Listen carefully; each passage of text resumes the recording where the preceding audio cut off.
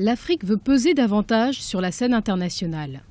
5 chefs d'État africains ont pris part ce lundi 8 juin à la session sur l'Afrique du G7 en Allemagne. Invitée par la chancelière allemande Angela Merkel, présidente en exercice du G7, le tout nouvellement élu président du Nigeria Muhammadu Buhari a effectué sa première participation à un sommet international de grande envergure.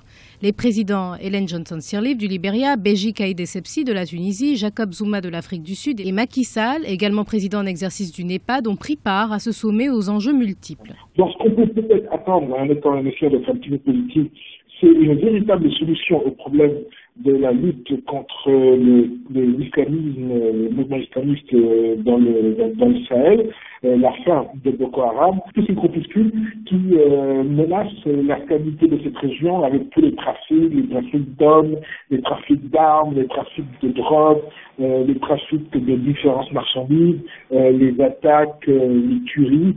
Donc il ne faudrait pas que l'on se retrouve en Afrique comme on se retrouve en Syrie et en Irak avec l'État islamique. La lutte contre le terrorisme international, le réchauffement climatique et le développement du continent africain ont été au centre des discussions de la session sur l'Afrique du sommet de cette année.